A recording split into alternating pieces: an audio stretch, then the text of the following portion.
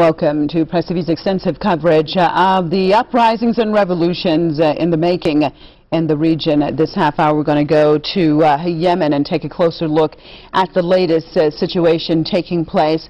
Now we've had a bomb and several people killed today, but we're going to turn to our Press TV correspondent Tom Finn on the ground and let him fill us in on the latest. Tom, welcome. Please tell us the latest about this airstrike. Okay, well, we've lost Tom Finn. We'll try to get him back. But what has happened, what has taken place in the country is an airstrike near the capital that has killed at least 15 people, with many others being reported as having been injured today. Now, it seems as if there's a type of escalation in this situation, as demonstrators, anti-government demonstrators, had said that they're going to try to put more pressure on President Ali Abdullah Saleh until he will step down. So they have been increasing the demonstrations, and more people have been pouring into the streets. It seems that President Saleh has made up his mind to continue to answer with violence. Well, we're going to switch over right now to London, and let's get political opposition activist Mr. Mohamed Qubaty on the phone. Thank you so much for being with us, sir. What's your take on this latest situation that's taking place in Yemen? It seems as if Saleh has no inclination whatsoever of stepping down, and that he wants to inflict as much pain as he can on his own people and on the country. How do you see it, sir? And welcome to the program. Thank you very much. I think the tyrant is continuing his tactics of, trying to extend as much and actually waste as much time as he can. I think today this is what he has done. He has been hitting his own people using planes, and this has happened before today. 5 days ago, it has happened in the south, in Yafa. I think it's an insult to the GCC leaders who are meeting today in Riyadh. They're going to meet to discuss their initiative, which the man has buried it. He buried it, and he has insulted everybody. All those dignitaries who are lining up, to witness the signing or counter-signing of this agreement. Today, the man is just telling them he doesn't care. He is going to continue with bloodshed. He is going to continue with all the massacres which he has started now for the past 3 months. He will continue killing his people while the world is watching. It's just a disgrace, We are asking the world, we are asking our friends, our brothers in the GCC area, and all peaceful countries and the United Nations and our friends in the West. They have got to stop this man. He cannot continue like that. There is some double standard in the way they are dealing with the case of Yemen. Now let's talk about the meeting, the GCC meeting. Are you expecting anything different to come out of the meeting this time around regarding Saleh and stepping down? I think yes, that should be expected. Everybody should be expecting that our brothers in the GCC area, they have come out with a very sort of, initiative which was treating the man on a very preferential basis. But I think if our brothers in the GCC, they have been treating Saleh on the basis that he has done much for his country, perhaps even to the region, I think that he has done much to that. But, well, I think his greatest favor now and the greatest service he can do to his country and to the region is to step down with dispatch as quick as possible, because he is pulling the whole region into a very dangerous downhill trend. So I think over the past 2 days, we had the caretaker prime minister and roving around that region. And we hope that he carried quite a clear message back to his boss that the region will not continue to at all tolerate all these games of his, which are childish games, which we know. Their initiative already is already in completely perhaps in tatters. It's completely perhaps failed. They have got to come out now with messages, clear messages. I think we have been asking them as brothers and from a very not only fraternal basis but also from humanistic and from their interest. They have got to start, using all leverage they have got, and they have got a lot of leverage against the man. Would like to see them just, freeze some of his assets in the GCC area, and I think the man will succumb. They have got to move the Arab League, as the way as they had done it last time when they took measures against Libya. And perhaps more than that, I think they can easily sort of, press green lights to the West, who has been waiting for them. The West has given the GCC, our GCC brothers, the chance to deal with this question, which is in their backyard. But I think it is quite now hurting for the Yemeni people to see that their brothers are treating them on that way. And the West have been actually showing, saying, well, we have taken a better position at one time. We were 3-4 weeks, asking before 3-4 weeks the president to relinquish his powers as soon as possible. But now it's the question of the region. The region, your brothers in the region have got to have a say in that. All right, Mr. Qubaty, let me switch over to Sana'a and get Press TV's correspondent Tom Finn in on this. Hi, Tom. Tom, can you give us the latest on what's going on there? Yeah, sorry, I've just joined you, so I'm not sure what coverage you've given on the airstrikes, but I've just got off the phone to someone who was located in this town where we had some airstrikes this morning. It was in the eastern governorate of Sana'a, about 40 kilometers from the capital. And a group of tribesmen who are supposedly loyal to the pro-government supporters blockaded a road and prevented around 30 tanks, which were being led by President Ali Abdallah's son, Khalid. Now, these tanks were moving to Hadramaut, supposedly to suppress anti-government protesters. And upon blocking the road, these tribesmen were then fired upon by aircraft, so there was a missile strike. One resident said that about 10 of Yemeni soldiers had died and around 15 tribesmen had died. Now, this is important news because this is the first time we've seen airstrikes, at least overtly, in this period of 3 months unrest that we've seen in Yemen, and it points to the importance not just of the urban protests going on in the cities, but also the tribal unrest which is fizzling in the rest of the country as well. Okay, stay with me, Tom, please. I wanted to talk to a representative of the Yemen Youth Movement, Qasim Abu Lahom, also in Sana'a. Welcome to the program, sir. Now, this situation that has happened today with the airstrikes, do you see this as an exacerbation of the situation on the ground there in Yemen by Saleh? Definitely. I come from the region where the airstrikes have been carried. People have been murdered. Their attempt was basically, as they claim, is to head towards Hadramaut, which we definitely know is untrue. 3 military bases have been moved, aiming at Hadramaut, as they say, but their major target is basically to surround that part of the region from entrants that are coming into the capital. Now, which has definitely failed. There are almost 10 military men killed and 15 tribal men have been killed in this invasion. Now, with this latest situation that has taken place, are you surprised that Saleh has taken it this far?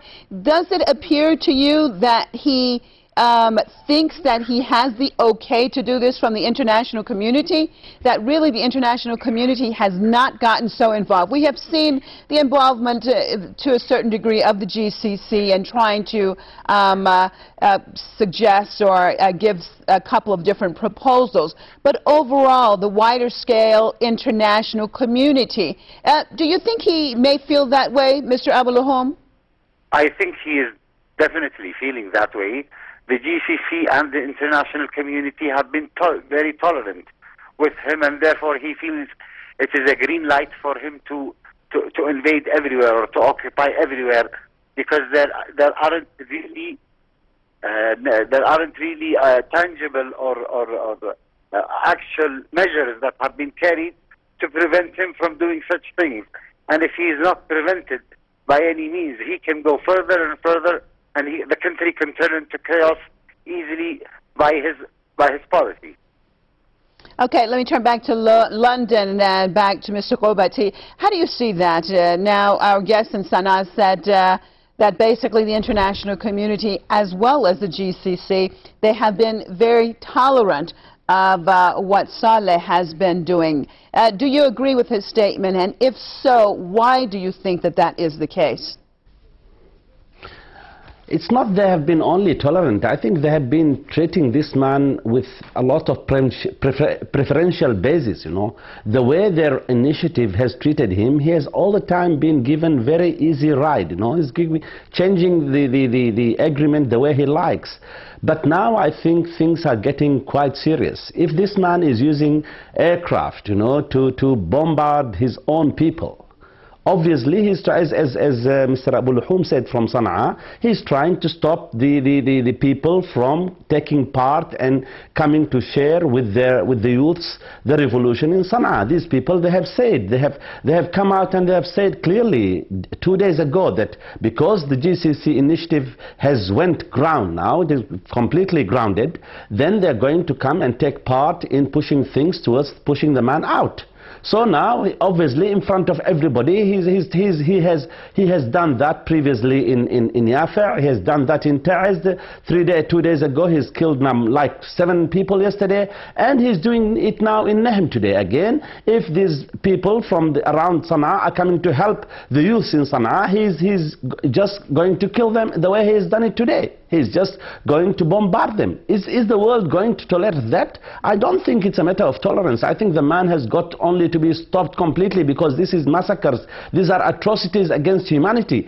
The world cannot, and our brothers especially in the GCC, cannot keep on watching this. I think would like to hear today a clear message to the man, and I feel and I know that our brothers in the GCC, they have got enough leverage on the man. If they just freeze his accounts, if they just, you know, sort of put them on a blacklist that they can't move around in the area, then they will come to their senses. But if they are allowed like that, then worse things will go. Excuse me, why do you think that they have not done that yet?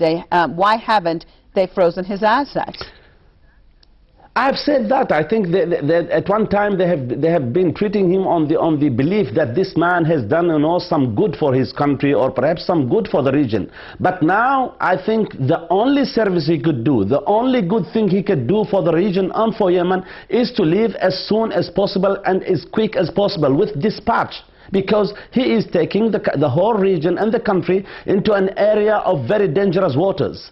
The whole region is going, this is a starter today. I think he's just pushing things the way he has planned all during the past 3-4 weeks. We have said that the man feels that his only way out, his only way that he can really, and genuinely, that's the way he feels, he can you know, guarantee his sort of disappearance with the money he has looted from the country is to bring down the country, down into turmoil, into a state of civil war, and then disappear, just like the way it has happened in Somalia with Siad Barre. This man is he is not only a tyrant. I think this is now a clear butcher. We are dealing with a man who doesn't care for anything. There is no I don't think, I mean, what sort of values does he actually prescribe to, you know? This man is just a madman now, turning all the arms he has got on his people. Okay. Why does the world keep watching it? Why does the United Nations keep watching that? Why does the United Nations Human Rights Council just keeps quiet about it? I think that now this man's credibility has been a long time lost. But what is now online is the credibility of our brothers in the GCC, and perhaps the credibility of the whole group of friends of Yemen, the so-called friends of Yemen in the West as well. Okay. Well, let me get my correspondent back in on this, Tom Finn. Now, Tom, what our guests have been saying with the airstrikes, perhaps that Saleh is trying to use this intimidation technique in order for the people not to turn out en masse as they have been doing. And when you're on the streets there and talking to the people, tell me about the overall mentality at this point in time.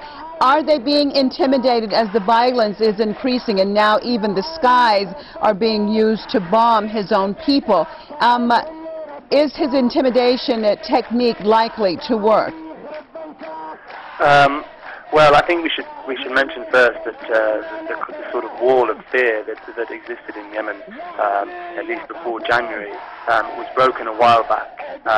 You know, we've had protesters marching on a near daily basis for the last 3 months now, often being shot at, killed, attacked by police firing tear gas and wood cannons at them. So in terms of the fear tactics that you talk about, whether they're true or not, from talking to protesters on the streets, it's unlikely to have much of an impact. The airstrikes today, in a way, were, you know, it's part of the ongoing violence and problems in Yemen, but it's not something that's completely, you know, necessarily unique. Long before these protests started, we've seen, you know, the Yemeni government using the tactic of airstrikes, mainly to target Al-Qaeda militants, but it's certainly not something novel or new that's happened today. So, you know, in answer to your question, no, you know, firing on protesters and attacking them is likely to have the opposite effect. Indeed, now that the latest developments that we're seeing on the ground here in Sana'a is serious debates inside the protest camp about how to up the ante. You know, these ongoing negotiations with the GCC, you know, protesters fear that it's, you know, dampening the flames of their revolution. And, you know, the latest debate is about whether to march en masse to the presidential palace. From Sana'a University. All right, Tom, let me turn back to our guest in Sana'a, Ghassan Abu Lahom. I want to get him in on this. I just have a minute left, Mr. Abu Lahom.